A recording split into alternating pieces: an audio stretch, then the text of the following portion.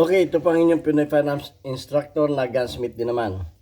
At bago ako magpatuloy ay gusto ko lang muna basahin ang katanungan ni Pandemic Biker.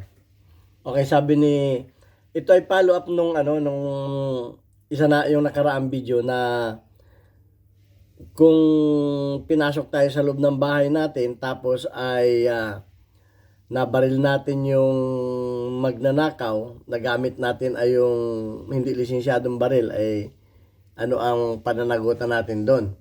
Ito naman, ibang senaryo naman ito. Ang sabi naman niya, paano naman po sir kung sa labas na ng bahay nyo nangyari yung krimen, labas ng bahay pero loob pa ng compound o apartment, bali na baril mo yung intruder sa labas na ng bahay mo. Okay, sa labas ng bahay mo, pero property mo pa rin yung labas ng bahay mo. Ay, ang sabi ko naman ay, kung pinasok ka sa loob ng property mo, kung nasa loob ka ng property mo, malaki ang laban mo. Ibang usapan kung binaril mo sa labas na ng property mo. Yun ang sinagot ko sa kanya. Medyo nilinaw niya, sabi niya, Pinoy Finance Instructor, yun nga sir, pag kunyari nagkaroon ng kumusyon. Nagkameron na ng kumusyon sa loob ng bahay. Ibig sabihin, nagkaputo ka na. Tapos nakatakbo siya sa labas ng bahay, hinabol mo tapos parehas na kayo nasa labas ng bahay nung binaril mo siya. Malaki po ang posibilidad na makasuhan ka pa rin ng murder considering na you have a licensed firearms. Licensed firearms naman na ito. Okay, so bibigyan natin ng reaction yan. At pauna ko lamang, ang lahat ng sasabihin ko dito ay opinion ko lamang. Hindi ko sinasabing ito'y tama ko. Ito'y opinion ko. Dahil hindi naman ako abogado.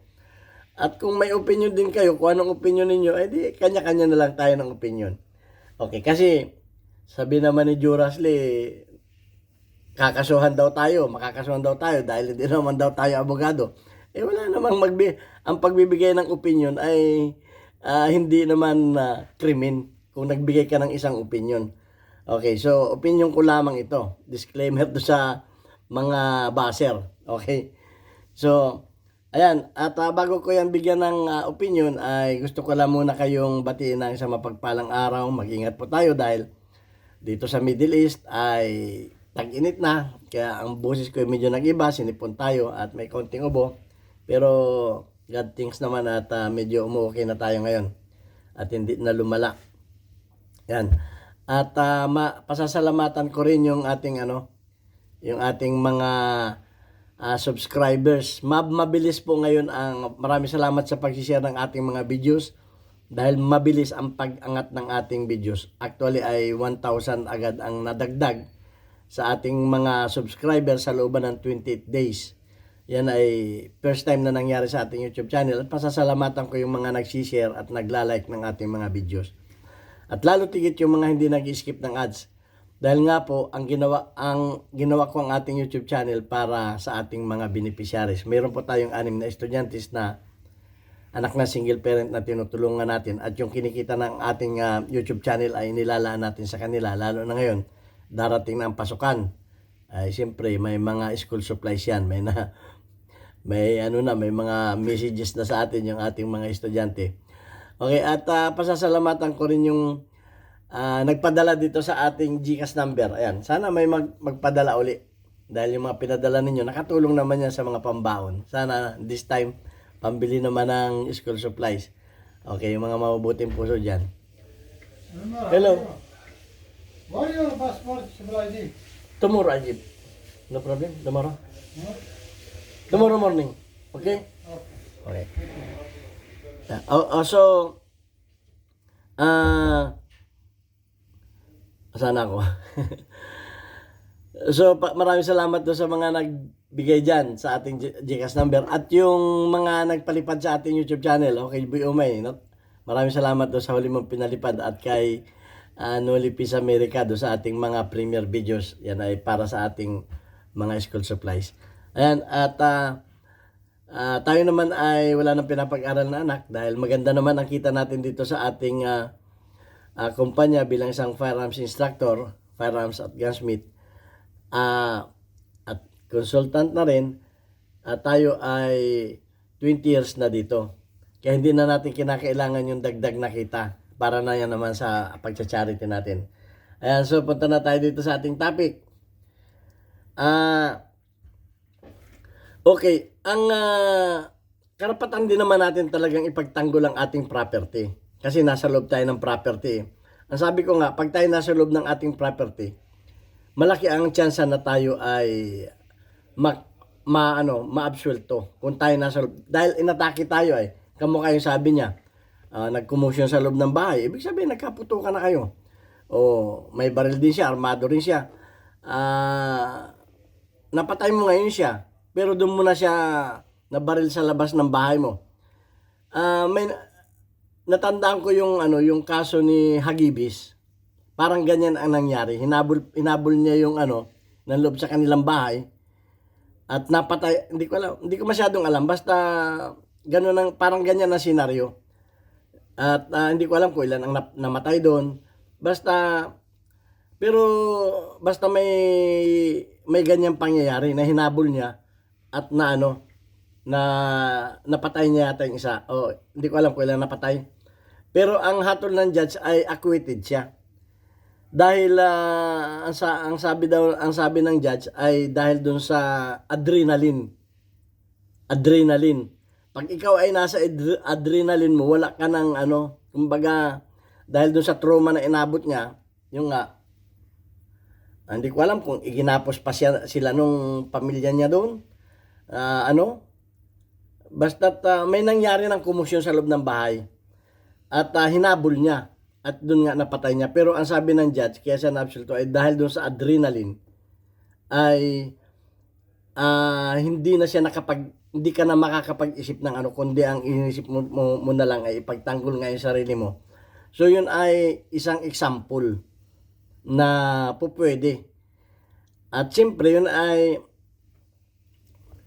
aanuhan din niya ng mga ebidensya. Ang importante diyan na ebidensya. Kasi tinanong ko rin sa abogado kung ano ba yung murder. Ang murder pala ay yung ikaw ay nagkamiroon ng pagkakataon na makapag-isip-isip.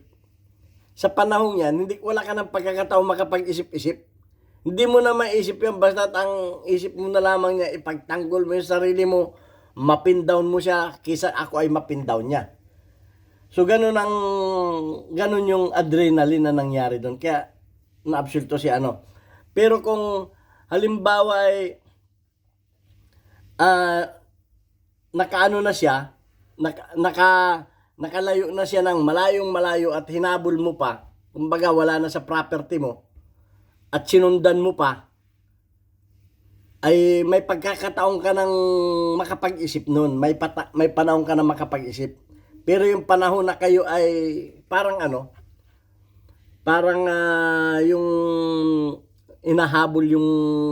nahabol ng kapulisan yung isang kriminal. Hot pursuit, parang ganun hot pursuit. Parang ganun sa pagkaintindi ko So, yun ay aking pero yan ay ibabase pa rin niya sa mga ebidensya kung paano ang nangyari. At siyempre titingnan rin niya pag yan ay inotopsy, titingnan niya kung saan ang tama, kung paano maraming yan. At tandaan natin na nananalo ang isang tao at natatalo dahil lang sa kakulangan ng ebidensya. Kinakailangan matibay ang ebidensya. Kaya nga, lagi akong nakakasama sa korte do sa aking bayaw na abogado. Ang laging naririnig ko na hatol ay lack of evidence. Hindi naman tinalo siya dahil basta nakalagay doon ay lack of evidence. Ibig sabihin, hindi kulang ang ebidensya. Kaya siya ay napawalang sala.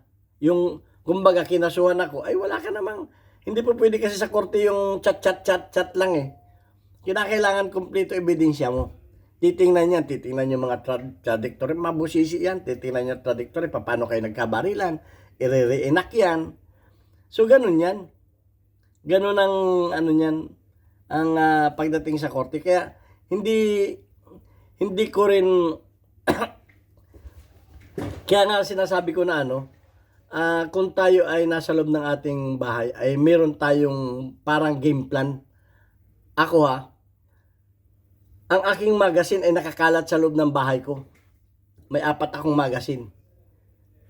Yung dalawa ay nandun sa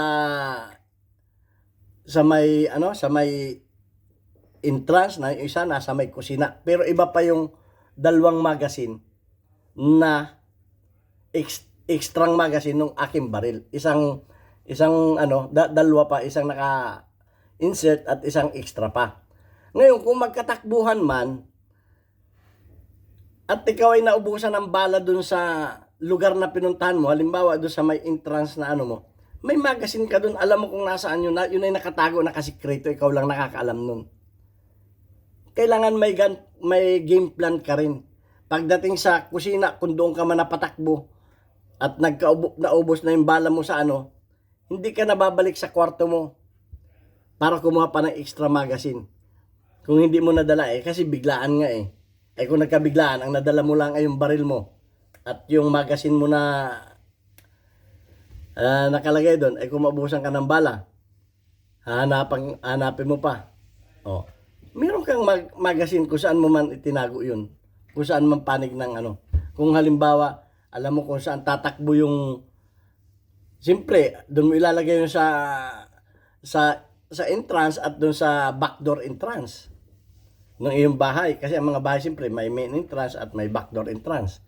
So yun, doon ko, yun, may game plan ako na ginagawa. Yun na importante rin sa atin. Dahil hindi natin malalaman sa sama na ng panahon ngayon, alam naman natin, kung mangyari sa atin yun, wag na itawag dalangin, tayo lagi nakahanda.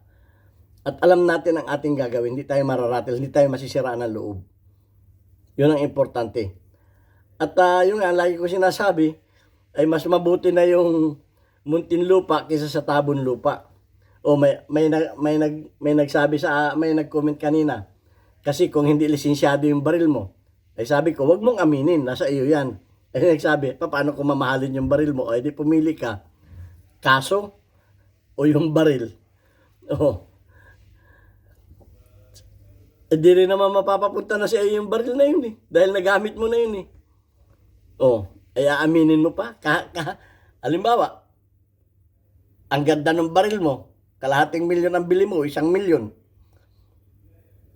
Hindi naman ibabalik sa iyo at wala nga lisensya yun Ibabalik pa ba sa iyo yun? Hindi na ibabalik sa iyo yun dahil ginagamit mo yun. Basta yun ay nakalaan na yun. Ang importante, buhay ka. Ganun yun.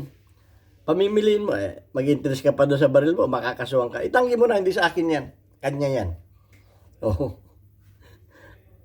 Pag inamin mo, illegal possession of firearms ka. Pag hindi mo inamin, hindi man akin yan. Inyo na yan. Wala kang kaso. Pipiliin mo. Okay, ganun lang yan. Common sense ang pagaganahin natin. So, pagdating dun sa ganun, ay yun nga, malaki talaga ang laban natin kung tayo ay pinasok ng intruder. Dahil nagsi-self-defense tayo Nananahimik tayo sa looban ng kaya nga tayo may firearms Talagang gagamitin natin yan.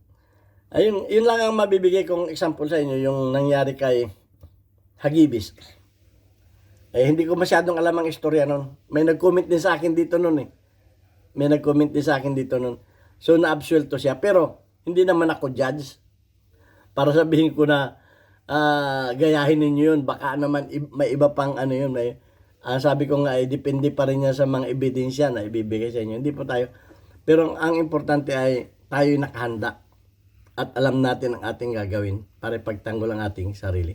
Ngayon, halimbawa ako naman, kung sa ganang akin, ito sa akin to kung ligtas naman ang buong pamilya ko, tumakbo na, hindi ko na hayaan ko na lang siya makatakbo. Ipapagpaubaya ko na sa mga alagad ng batas na hanapin yung tao na yun. Hanap na lang ng mga ebidensya. Dahil mabigat din ang makamatay ng tao Ngayon, kung nakikipagbarilan sa akin ay ibang usapan na yan. Kung nakikipagbarilan at armado, ay iba sa rin Kaya nga self-defense eh. Pero kung hindi naman nakikipagbarilan at tumakbo na, kumbaga save your life na, ay kahit pa may nakuha siya sa akin, ay di, bahala na yung batas sa kanya. Pagpabaya na natin sa batas. Mas mahirap pa rin yung may konsensya ka na ikaw ay nakamatay kahit pa yun ay magnanakaw o ano pa man yan. At hindi na naman, wala na, kumbaga hindi na siya threat sa buhay ko. Eh pwede ko na siguro siyang patawarin. Hayaan ko na lang siyang tumakbo. Ay, pero kung siya ay armado at pumuputok siya, ay gagamitin ko na yung aking skills. Ganun lang yun. Suma total, nasa sa ating desisyon din yan. Hindi ko sasabihin na ganito, ganyan. Kasi pagdating na sa ganong actually, sarili mo na ang masusunod yan eh. Yung tinatawag na adrenaline eh. Yun na ang mangyayari dyan eh. Ang importante dyan ay yung tayo ay buhay. Ang property, papalitan yan. Pero kung may nangyari na sa pamilya mo, sa kasamaan mo, ay talagang isusugal ko na yung buhay ko. Halimbawa, may tinamaan na doon sa aking pamilya, ay talagang ibang usapan na yan. Hahabulin ko pa siya kahit sa labas pa siya ng bahay. Makabawi lang ako. Yun ay sarili kong opinion kung halimbawa may nadisgrasya na. Pero kung wala namang nadisgrasya at naagapan, ibang na yan. Ibang istorya na yan. Kaya maraming senaryo yan. Hindi natin masasabi na gano'n ang gawin mo, ganito ang gawin mo. Suma total, pag nangyari sa atin yan, huwag namang mangyari. Ay decision pa rin yan. At ito ang maganda, yung comment ni ni Ordo Sipay. Ang payo ko, kumonsulta sa isang abogado bago magbigay ng salaysay sa kapulisan. Sa presinto, huwag basta-basta magbigay ng salaysay nang wala ang abogado. Salamat. Yan ang tama. Halimbawa, may nangyaring ganyan. May mag-iimbestiga, kukunan ka ng salaysay. Huwag ka magbigay ng salaysay. Karapatan ng bawat isa ang may abogadong magpapayo o Yan ang wag ka, at saka matiteknikal naman ang pulis diyan eh. Pagka walang kaharap na abogado, karapatan mo yan. Kaya nga pagka hinuhuli ang isang kriminal, sabi na yun, may karapatan kang manahimik. Ang lahat ng sasabihin mo, yung ang tawag Miranda rights, may karapatan kang manahimik. Ang lahat ng sasabihin mo ay pwedeng magamit sa iyo sa korte, paborman o laban sa iyo. Kung wala kang may karapatan kang kumuha ng abogado. Kung wala kang abogado, ikaw ay bibigyan ng gobyerno ng sarili mong ng abogado para magtanggol sa iyo. Ganon yun. Para alam natin yung